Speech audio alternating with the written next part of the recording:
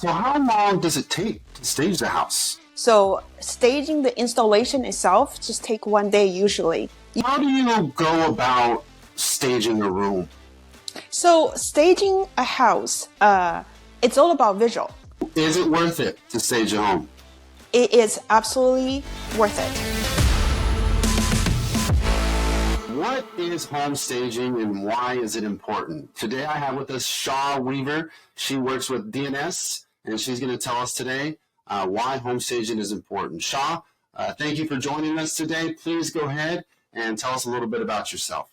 All right. Thank you for having me, Jason.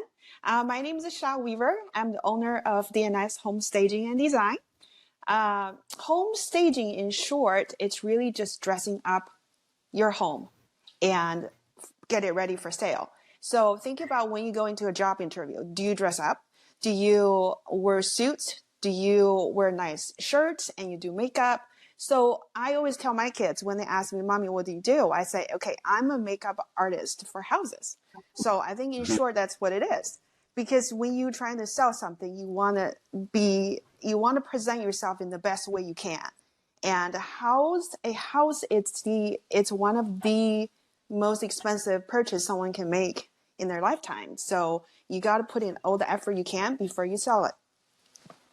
I love that. I love that. And yes, you've staged quite a few homes for me, and you've always done an amazing job. Thank you so much, Sha. No, thank you. So tell us, how do you go about staging a room?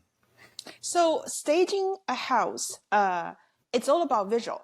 So when someone walk into a space or a house, the first view is very important because you only get one chance at first making that first impression.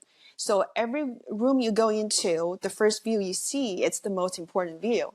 So we always want to make sure that first view, it's the best that room can show. And whether it's a living room, a master bedroom, you walk in, you want to make it look spacious because we're selling a real estate, which is room. We want people to see how much room there is. So you want that entrance to feel and look spacious. And then you want to show the functionality of that room. So people don't have a question about, is this a master? Is this a dining room? You know, there are layouts in certain homes that just can be confusing without being staged.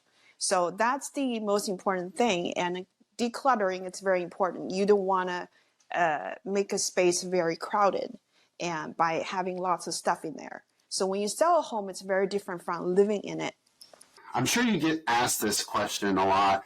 Like, should I stage my home? Is it worth it? So tell us, Sha, is it worth it to stage a home?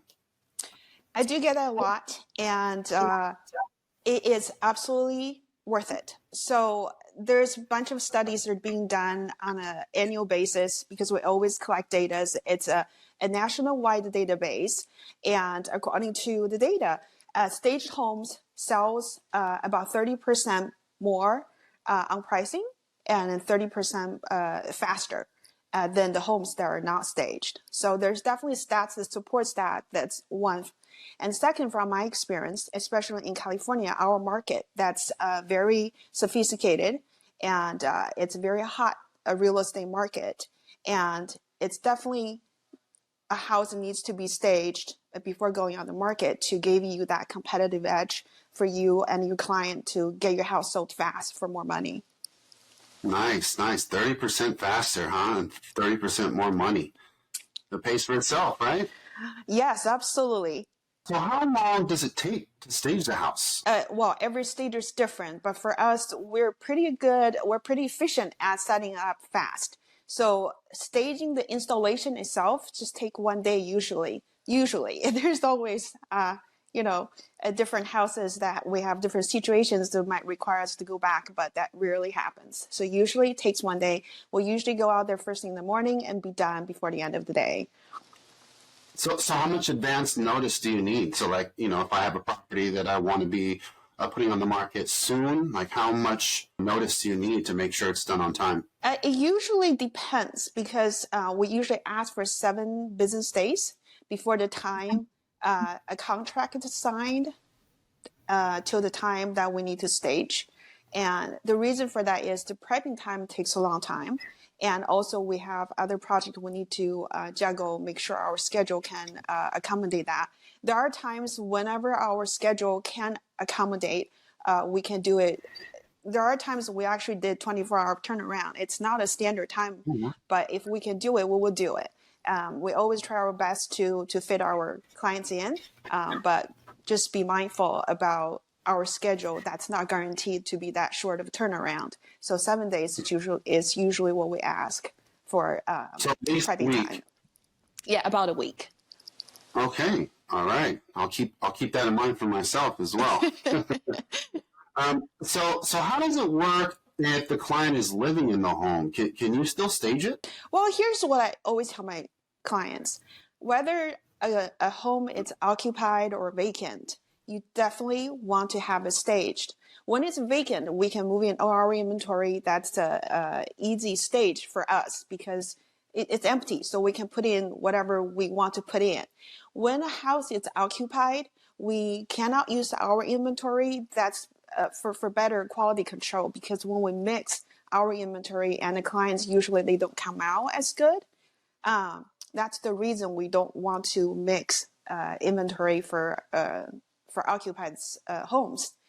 But for occupied homes, we normally do a staging consultation for, which basically is teaching or helping our client to stage a home using their own inventory.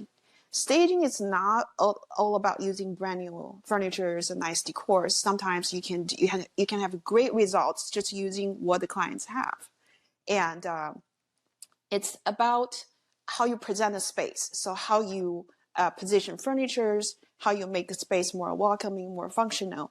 And that's what staging is about. So sometimes when occupied customers come to me and says, oh, I'm not sure I can stage with my own furniture. Yes, you can. You can always do that.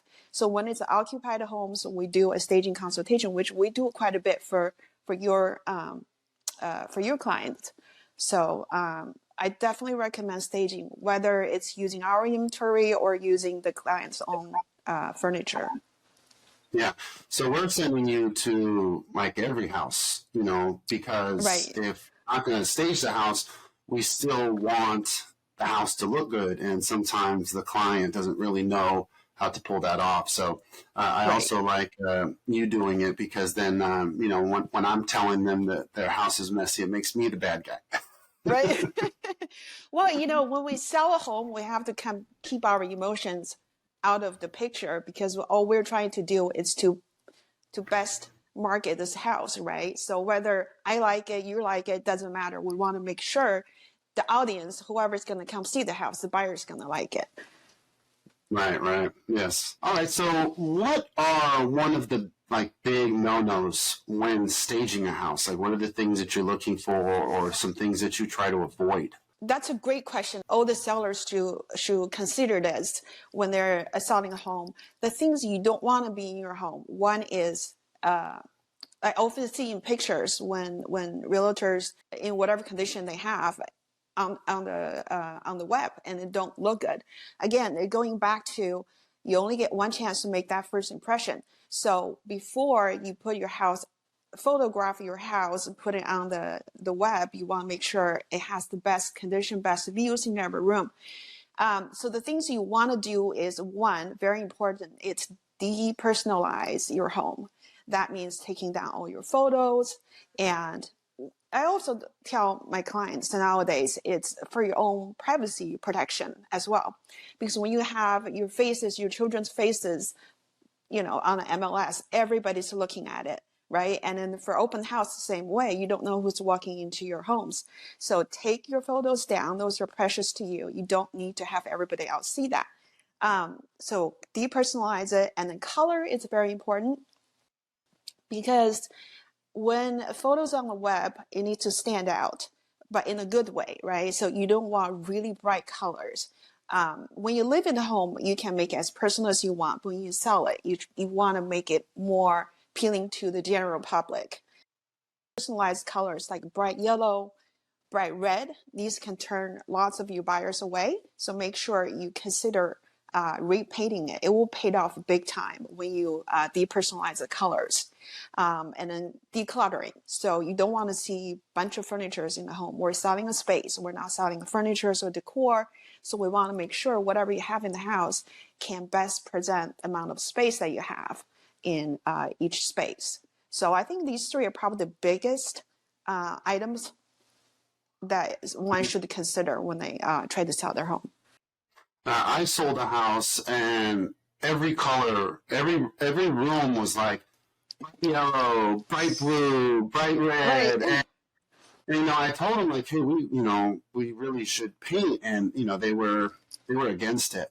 And Right. that is the first thing that every single buyer, the feedback when I request feedback, that's what everybody told me, like, wow, it's just too bright. It's just it was a big deterrent. So it was it definitely, in my opinion, sold for less money than if it was just painted white, right? We Right. run into that a lot. So I think one of the biggest holdbacks of people staging their house is the price. Okay, so how do you go about doing the price or a different price if maybe you just do a few rooms, or how does that work when it comes to pricing? How expensive is home staging really? So staging, for me, I think it's completely worth the cost. First of all, staging is not a cheap service because there's a lot go into it. You are talking about moving a house. Basically, you're moving into a house and then you are moving out, right? That's all in the short period of escrow time. So there's overhead costs. There's also the furniture rental and all the inventory costs. And it's being considered into the cost of staging. So it's not a relatively cheap service, but it's completely worth it because like the example we've given where the house won't sell. And usually when the house won't sell in the market or doesn't get the price that the seller wants, you do price cut, right? So price cut, usually it's what, 5%? Typically, right? That's easily, depending on the price of the house, that's easily, $10,000, right? And the staging cost, it's not even, it can be as little as, a third of that price cut. So considering this, if you invested in that 1/3 of that price cut, you might not have to go to price cut, and you can even have a chance of selling more than your asking price. So I think from that perspective, it's completely worth it. And you need to look at the bigger picture and knowing that no matter what we do, the cost of staging will always have greater return on the investment. Right, especially because you mentioned that the statistics are that a stage house sells for way more than a non-stage house. So, Right.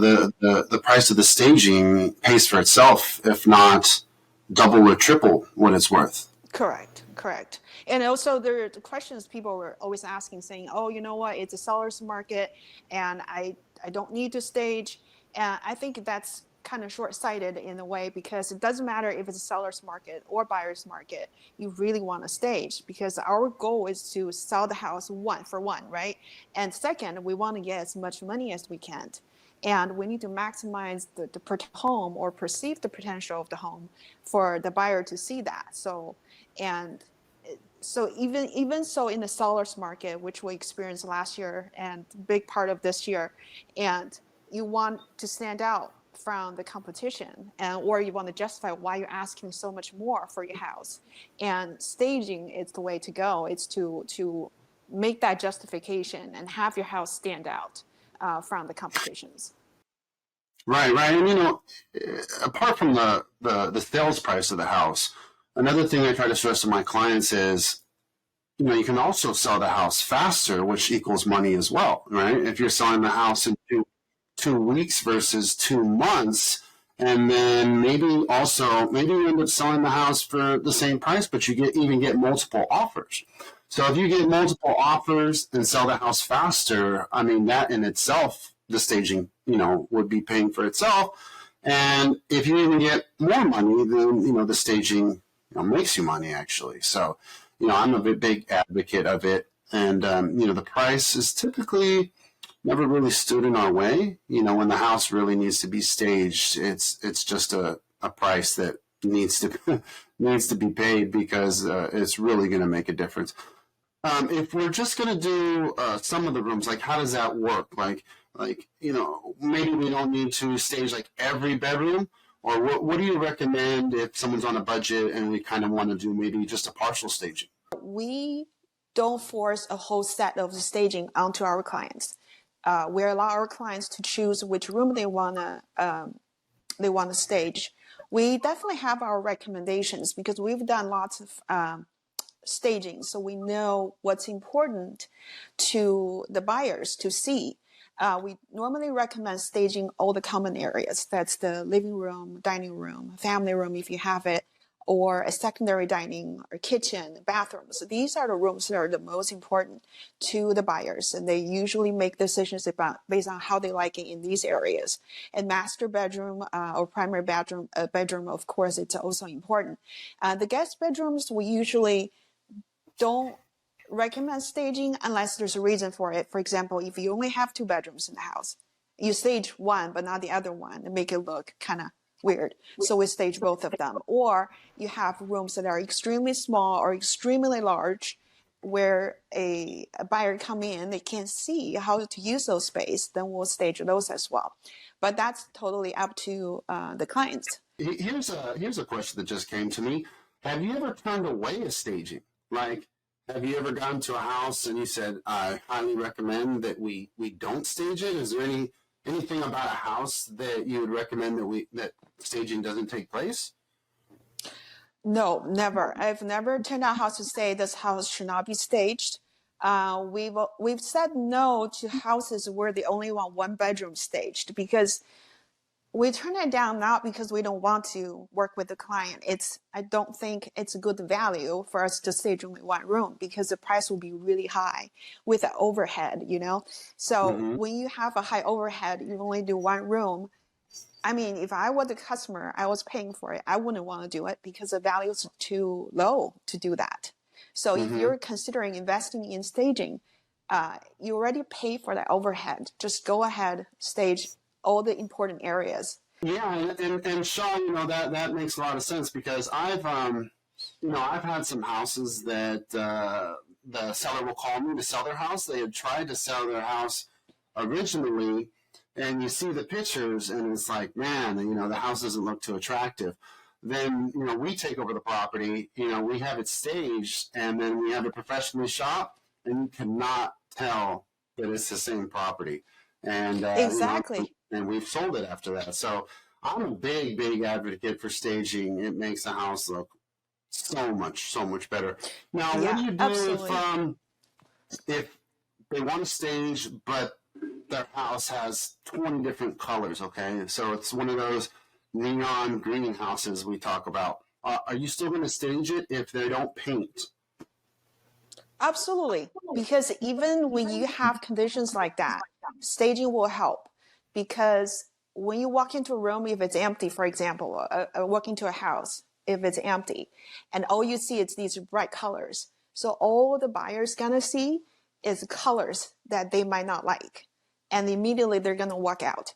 But if you put in furniture that are presenting a certain lifestyle that can be very appealing to someone, or you can put in certain colors that neutralize all these different colors.